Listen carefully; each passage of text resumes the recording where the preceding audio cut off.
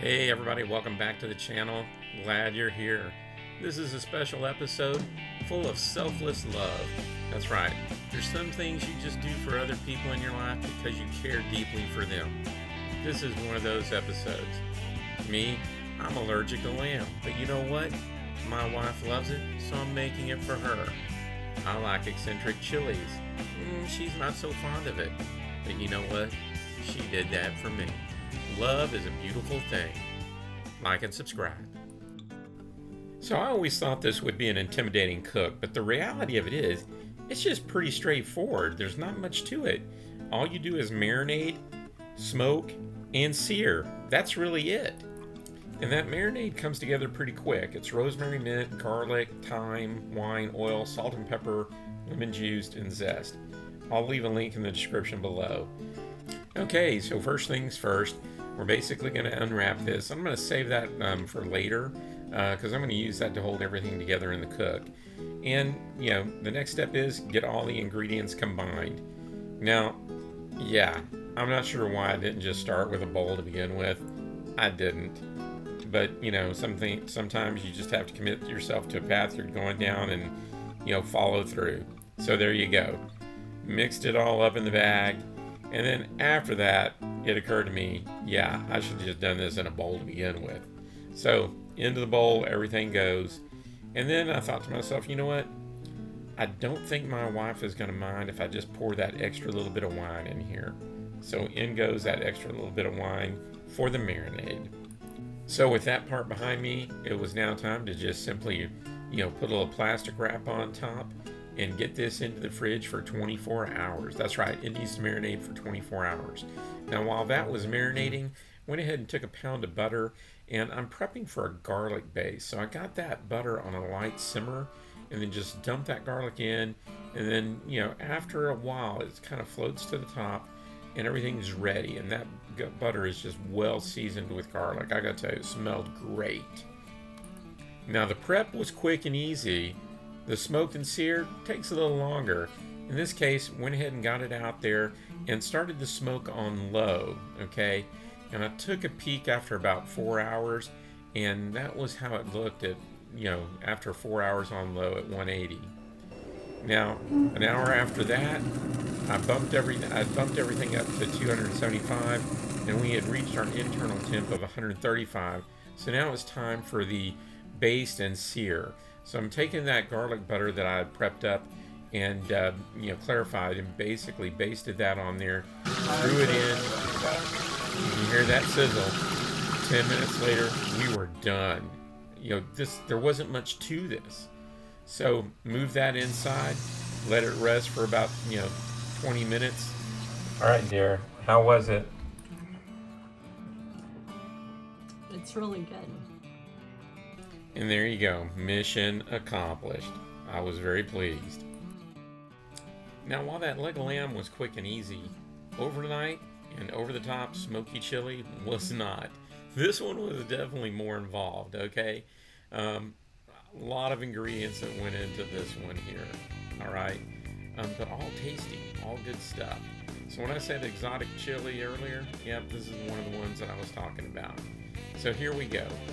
First, we got brisket point, ground beef, butter, onions, sausage, jalapenos, tomato sauce, rotel, chipotles, garlic, chili, well, chili kit, tomato paste. And you know what? I even got more stuff than that I couldn't list on that one page. So, first things first, I bought a brisket point and basically trimmed that down, seasoned it with the black's rub, that's salt, pepper, cayenne with a little bit of crushed red pepper in there, because it just works. And then black, or Jess Prowse black. There, finally got it right for once, almost. Anyhow, that hardcore carnivore black works really good with black's barbecue rub. Highly recommend it. Gives you a great bark. So up first, we're prepping the base. Now to prep the base, basically it's just tossing everything into the pot there, simmering it just a little bit to, you know, soften up the vegetables. And then that's it. Everything goes out on to the smoker. And so in this case, you know, just pulling everything out, like I said, and putting it in, giving it a little bit of a mix. tomato paste is added, that's primarily to thicken it up, okay?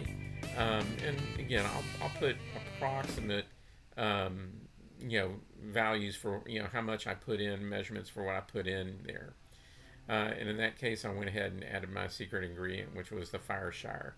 But yeah, I just mixed that up, and I got the liquidity of it just right, and we were ready for the cook. Now, in terms of getting the cook on, this is the over the top.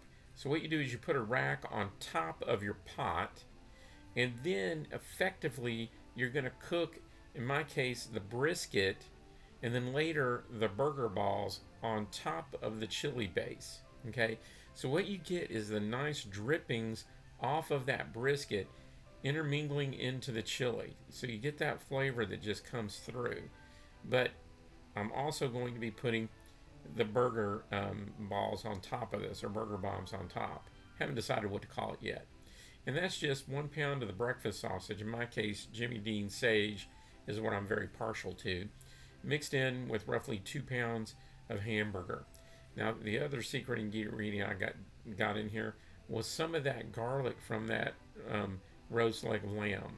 Okay, a little bit more Fireshire, because why not? And I'm mixing it with forks here, just because I'm not ready to get it mushed into form yet. Now that I am ready to mush it into form, I'm making these into basically 2 pound balls each. And yeah, we're going to smoke each of those on top of there until they're 165, but not until after the brisket is done. So everything I'm doing here was done the next morning, because that brisket point went overnight. So now I'm ready to wrap the brisket, because I'm done smoking it. And that's what I'm telling you guys, that bark, the blacks, salt and pepper on top of there, combined with that hardcore carnivore Jeff Sprouse black, works good. Black to black. Anyhow, I decided, you know what, I needed to wrap that up. I almost forgot. So, got my butcher paper ready, and in this case, you'll notice that I put down a little bit of that Wagyu fat on top of it, that beef tallow, and that was just to, just give it a little bit extra flavor, a little bit extra moisture in there. So once I got that wrapped back up, glad I remembered to do this, it was back onto the chili. So I just put it off over there to the side, and then got everything together, and then it was just time to smoke those beef balls until they were ready. So yeah, we're getting this thing done now. Chili is almost there. I told you this was involved, all right? So I'm going to take off the brisket point, set that to the side for the moment, and I'm going to rehydrate that beef base, because a lot of that evaporated out overnight. Not a lot, but enough. Okay, and look at the color on that beef. That came out great. Okay, so now the next step is just got to get those balls into the pot, and what we're going to do is we're going to chop those up inside of there. Okay, just crush those up, each and every one. Yeah, I know you want to see the smoke ring. There it is. That's the smoke ring. And I gotta tell you, this is one smoky flavored chili. So if you like smoky meats, where you can distinctively taste the wood and taste the smoke, this is a chili for you to try, okay? Because next, yep, we're gonna slice up that point, and we're gonna toss that into the chili as well. So you can see this coming, right? We're gonna cut this down, slice it up, against the grain, and then we're gonna go ahead and cut that and effectively cube it up, and we're going to start putting that into the pot itself. Now, please excuse me on this video, but I had to exercise some quality control by trying some of this along the way. And yes, it was done just perfectly the way I like it, so quality control did me a good favor there. Now, I'm just going to mix this all up, add a little bit more beef stock, get this to, again, the right consistency. And there you have it, ready for Frito pie. That's how I love it. On top of my Fritos with my sharp cheddar cheese. And yes, she thought that was a little bit too rich for her, too smoky. That was a phrase that my Aunt Julia here used to say. I used to recognize whenever we were out and something was just tasting god-awful nasty to me, My Aunt Julie was so polite, all she would say was, "You know, that's a little too rich for me. I'm sorry, I'll pass." Oh yeah, here we go again. It's Zen time.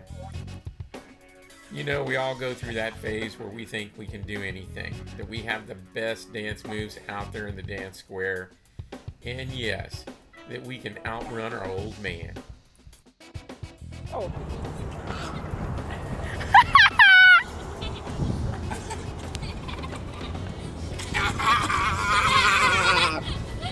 I didn't get my shoes. Yeah, that might have been a little bit unfair, but I'm up for it again. So here is time 2. Go. Well, I guess I had that coming. Anyhow, it was all good. Speaking of all good, be sure to come back and join us because we got some more good stuff heading your way.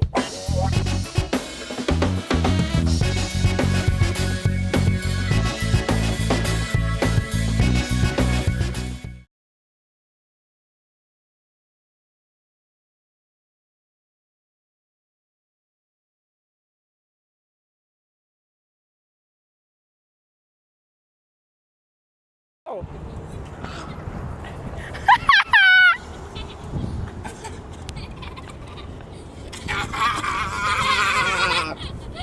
I didn't get my shoes.